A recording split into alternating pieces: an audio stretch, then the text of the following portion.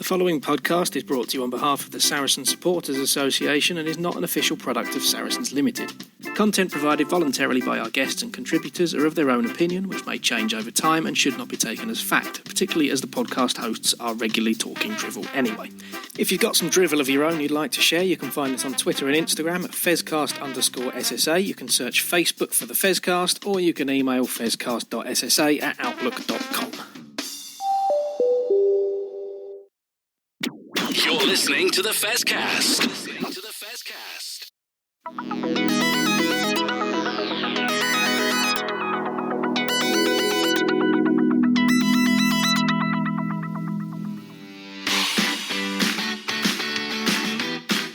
You're listening to the Fezcast, which is proudly sponsored by the Saracen Supporters Association, and I'm Alison Davis, one of the SSA committee. For a £10 annual subscription, the SSA provides our members with monthly newsletters, virtual and in-person player events, away match ticket allocations, and we organise pre-match gatherings at away matches. We sponsor men's and women's players, and we support the Saracens Foundation Track Club on behalf of our members. On top of all that, every year we have a seasonal SSA badge, which is exclusive to members. Where else can you get that much value for a tenner? Join now at membermojo.co.uk/SSA, or come and see us on match day in the Oasis at the Stonex. This is the Fezcast. Well, welcome everybody to the fourth episode this week of the Fezcast.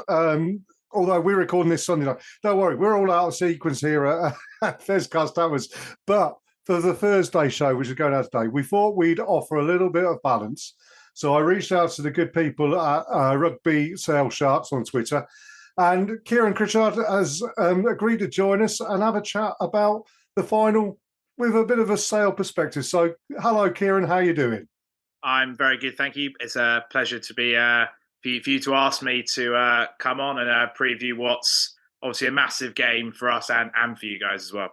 Well, absolutely. I mean, the first thing for me to say, Kieran, is, and I don't really want to come over all Leinster fans here with a sense of entitlement and arrogance that you sometimes get from that side of things. But, you know, for Saracens, we're kind of used to finals. The last decade or so, it's been our regular thing to go to Twickenham, and we enjoyed a day out. For Sale, it's your first final in 17 years. So I'm guessing excitement's going through the roof up in the northwest at the moment.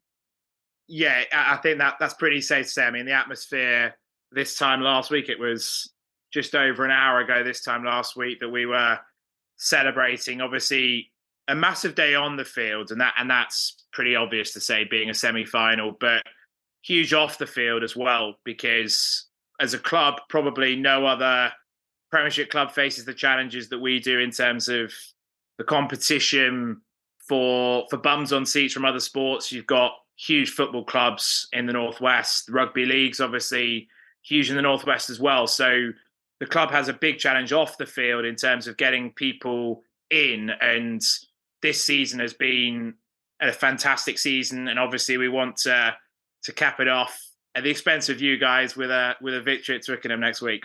Well, absolutely. I mean, that's the thing, isn't it? I mean, I suppose going into the game, you know, I don't think it's been too much of a stretch to say that Saracens are the favourites. You know, we're looking at last season against Leicester Tigers, reversing that. We've been the top of the league, but Sale haven't been far behind us. So although we're favourites, it's not going to be an easy game by any stretch of the imagination. And you know, we're at huge pains to say that, not only us, but the coaches and the players at Saracens. We know there's going to be a big challenge on Saturday from your guys.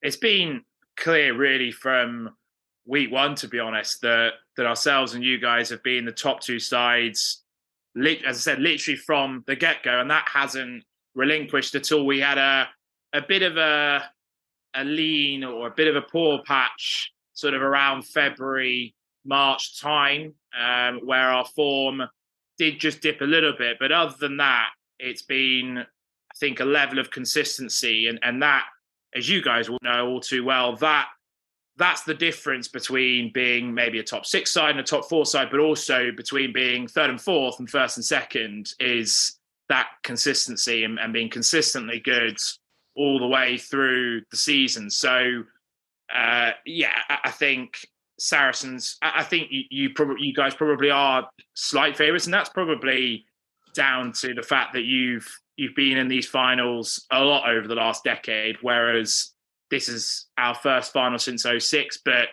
I think guys like George Ford, who were there last year, Johnny Hill, who's a Premiership and European Cup winner, Manu, those guys are going to play a massive role, because for a lot of our players, it's going to be a first experience potentially at Twickenham, and certainly a first experience of a Premiership final. So those guys are going to be massive in terms of leaning into those guys. It was massive going into the semi-final last week, and it is going to be huge going into the final next weekend.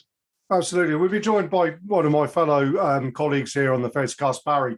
And Barry, welcome to you as well. I'm going to say, the one thing about Sale and about Saracens, and actually from us as a Saracens point of view, also seeing Wiggy at Leicester, your opponents last week in the semi-final, Kieran. But Barry, I mean, this has got Saracens DNA all over it, this final coming up, hasn't it? Yeah, absolutely. I was reading an article earlier that suggested this is Saracens old against Saracens new, if you like, in terms of style, which I think is probably a little unfair. But I mean, Alex Sanderson's done a brilliant job up at Sale, absolutely brilliant. And I mean, we all hoped he'd kind of be around with us for a while yet, and perhaps we all thought he was a successor to Smalley. But I mean, he's done a superb job up there, and he's taken them on to the next level. I mean, they're already obviously there and thereabouts, but he's done a great job, and it will be a fascinating game because of our two contrasting styles here, and I think that should give us a good final next week. So, Kieran, I mean, how important to Sale's development has our old mucker Al been to you? He's been massive. I mean, I have the privilege of being able to sit in his presses every week, and I think you guys probably will be able to see this in what I'm about to say. I would run through a brick wall for that man. He's an inspiration. He's just a guy you would get behind. He gets people. I think that's one of his best skills, is he understands what makes people tick. He also has a genuine care for people. He has a genuine interest in not just the rugby player, but the person behind the rugby player. He has an interest when he's speaking to you, whether you're a journalist, a member of public, in who you are, not just kind of the superficial on the face of it. He's had a massive role. Obviously, personnel in terms of the playing squad plays a huge role, but he has played a massive role. And I think the biggest shift, say, from a couple of years ago when we lost in the semi-finals away to Exeter, I think is a mentality shift. And that's certainly something that Alex has brought from Saracens, that winning mentality of we're here to win, and we're going to do everything it takes to win. It's not, I think for years we fairly or unfairly had a bit of an underdogs tag, a bit of kind of plucky Sale that kind of overachieving. We'd spend 50, 60% of the salary cap, and finishing top six was a great achievement for what we were spending. I think now it is a completely different mindset of we are here to win. We're not here to kind of do reasonably well or get to a semi-final. I think it's been clear from an early point of this season, we're here to win the big thing. We're not there to just get to a semi-final or get a home semi-final. We're here to win. And Alex has certainly played a huge role in that. And I think those years at Saracens and winning the big trophies and winning numerous times, that's definitely something that he has brought to the club in terms of an attitude, a mentality change that I don't think was perhaps the same 3 or 4 years ago. Well, absolutely not. And I mean, from Saracens' point of view and us fans here, I think I'll echo what Kelly Brown said earlier this week, in so much as if there is a team that we want to come, that we would like to have come second behind us, Sale are definitely at the top of that list. But, all credit to them. Next thing I was going to say, I mean, the big build-up all the way through, a lot of focus is on one position and one matchup, which is Owen Farrell versus his old mate George Ford. And you alluded to already that George was playing for Leicester last year, unfortunately got a very early injury, which meant that Freddie Burns could come on and play one of those games that Freddie Burns sometimes plays, but very rarely, and cause us all sorts of problems. But, George you've not seen a great deal of George this year, have you really? But he's come back, and he's come back at the right time, and he's worth, let's be honest about it. We can say this now, and I very much doubt there'll be any Quins fans listening in anyway, but George Ford, Owen Farrell, the two best 10s in the country, by a country mile, I'm afraid to say. No, I'm not afraid to say. I'm going to say it. I'm proud to say it. They are the two best 10s in the country. Yeah, George's, you say that obviously he was injured for a long period as a result of that injury in the final, return in early February. But even before he got on the field, you could see the impact he had. There's a lot of talk about he's kind of effectively another coach. That is one of the best bits, or one of the many attributes he brings. Is not only is he a world-class player, but he's effectively a coach on the field for you. And that's something that Alex Sanderson said when we announced his signing 19, 20 months ago. So even before he stepped on the field to be able to play, he had all his fingerprints were all over our game in terms of changing our attack that has definitely developed this season from where it was a year ago.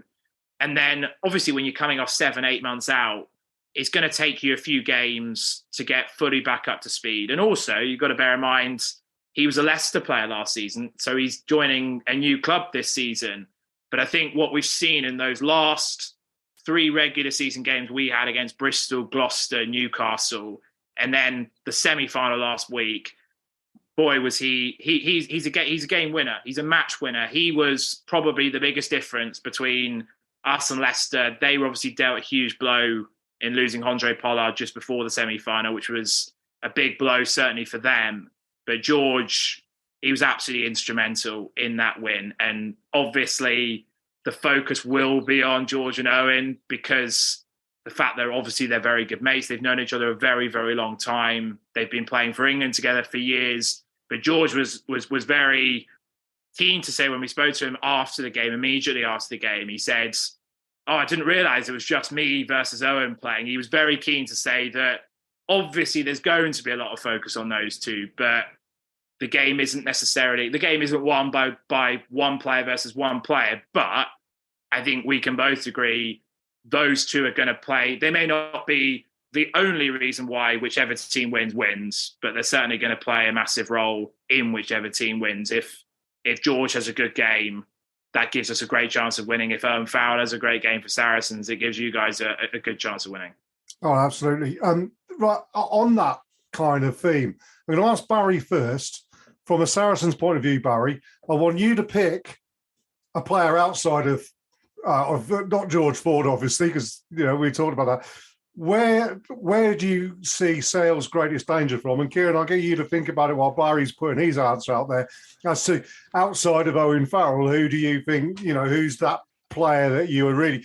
I think both looking forward to seeing playing against you, but also that you're most fearful of. So Barry, go on. For you, where's the key for you? What, for us or for Sale? Which Sale player are you going to be looking at thinking is going to potentially cause us the biggest problems? Dupre, if he's fit. I think there's been some talk that he might be injured. I think I was trying to do some research on that before, but I couldn't actually find an answer. Perhaps that's another Saracens way that Al Sanderson's taken with him about keeping very tight-lipped about who's crocked and who's not. But it'll be Dupre, because if he is playing, then that gives Sale almost the England blueprint as we've had recently, where you've effectively got 2 playmakers at 10 and 12, and that makes a heck of a difference. And if you're then launching Tuanangi off the back of that as well, then there's all sorts of trouble coming through midfield potentially. What do you know about Dupre's injury status then, Kieran? Is that a problem or? Well, obviously we have 3 Dupre's. So Dan Dupre at 8 had a shoulder injury anyway, and he will miss the final. Rob, who's the one at 13, who's been playing brilliantly at 10 this season, he's fit. And then Jean-Luc, who's been playing second row, but is predominantly back row, he's fit as well. Well, there you go. So your worst fears come true there then, Barry. Yeah, absolutely. So, Kieran, I mean, so for you, who are you looking at in that Saracens team outside of Paz at 10 as being the key players? I think probably Ben Earl, and I think both sides now are without a few really key players in the back row. You guys have obviously been without Billy Vunipola, Theo McFarland, Andy Christie. And then obviously in the semi-final, we lost Ben Curry to a serious hamstring injury. And then I just mentioned Dan Dupree there is out as well. So both sides are slightly light or lighter, should I say, in the back row. And Ben Earl has obviously had a fantastic season with you guys. And I mean, you think England are inundated with brilliant 6s and 7s. You think we have the Curry brothers. You guys have Ben Earl. There's Jack Willis.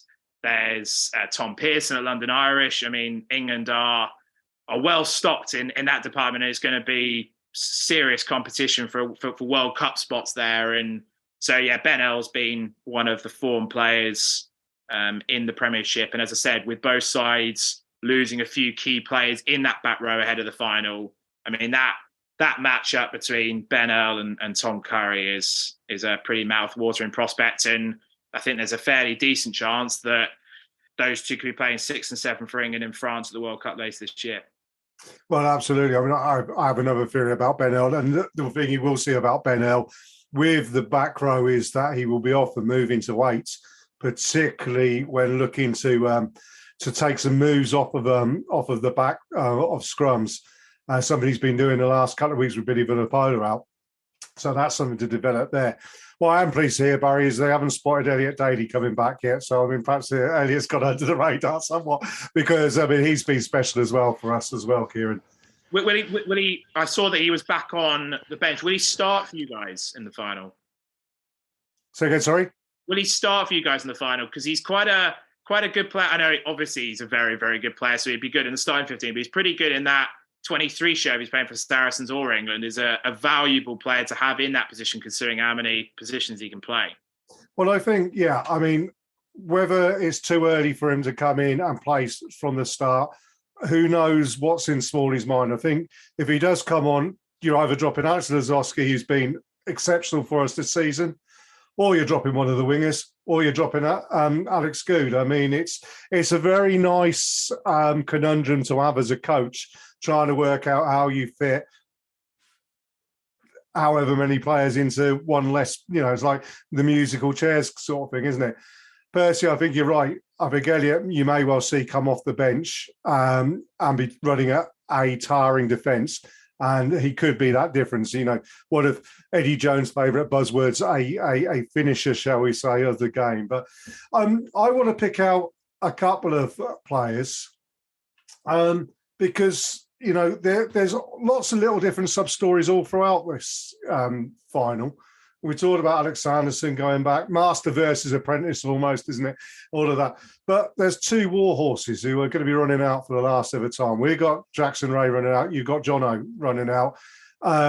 Two guys who perhaps haven't been given the recognition they should have done. I mean, they're well-renowned, well-respected players, but both of them probably didn't get the credit they deserve, didn't get the recognition they deserve, certainly at the international level, but have been great servants of both of our clubs. I mean, Jono, obviously, what a great player he's been for you over the years.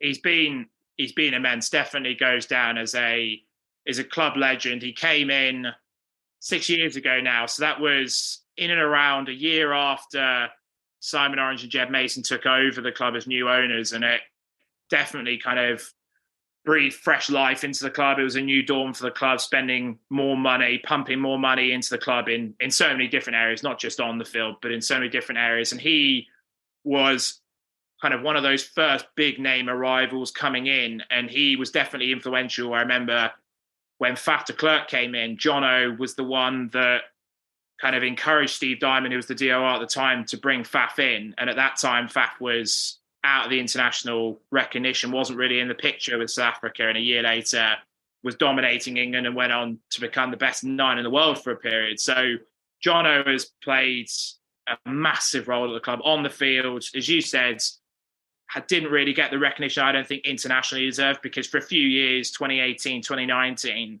was one of the best back rowers in the league. And it felt, because he is an EQP, even though he's originally from South Africa, did qualify for England. And so it felt that it was really harsh on him that he didn't get international recognition. But I suppose that's the way of the world, isn't it? Some faces fit better than others, and some coaches think better of other players than others. His form of the last couple of years is not quite what it once was, and his role is not quite what it once was, and that's mainly because of the development of the Curry brothers and the arrival of the Dupreers. But recently, since kind of we've found out that Jono is retiring, his form has been brilliant of late, and he's got a big role to play on Saturday with, as I mentioned, no Ben Curry, no Dan Dupreer. He's got a massive role to play on Saturday. So yeah, an emotional goodbye to him in terms of his final game at the AJ Bell last weekend. I think he did spend a very short period of time at Saracens years and years and years ago, probably a decade ago now. So it'll probably be extra special for him to be able to play, obviously, his final game for us in a final, having spent 6 years at the club, and also against a club that he's spent a short period of time at. So he's a great, and we'll miss him, as I'm sure you guys will miss Jackson Ray, those guys that are available every week, that put their body on the line every single week. And they're the types of guys that fans get behind, and Jono's been captain for a long time as well. So the sort of guy that you would get right behind and go into battle with. Well, absolutely. Well, Kieran, thank you ever so much for joining us on the Fezcast. I'm sure Barry will back me up here when we say we wish you luck, but not that much luck. You know, we know that we are going to enjoy the game, and also we'll enjoy the company of Sales fans who are going to be coming down to Twickenham, and hopefully you'll also enjoy our company as well. Now have a few beers on the day and look forward to a really good game of rugby. Yeah, we're all really looking forward to. Obviously, you guys have been to a few more finals recently than we have, but we are. I think it's a real pride in terms of we're representing the Northwest, we're representing Northern Rugby, and obviously we're so proud of how great a season we've had. But we want to, as you guys obviously do as well, we want to win that big one and bring that Premiership trophy home. Well, absolutely. Well, we did say last year it was only on loan, didn't we, Barry? But I mean, we can't. As I say, we're not Leinster. No. And their fans, excuse me. We just hope for a great game of rugby, and look forward to locking horns on Saturday, Kieran. Cheers, guys. Thank you very much for having me on. Not a problem at all. Thank you. Thanks. This is the Fezcast.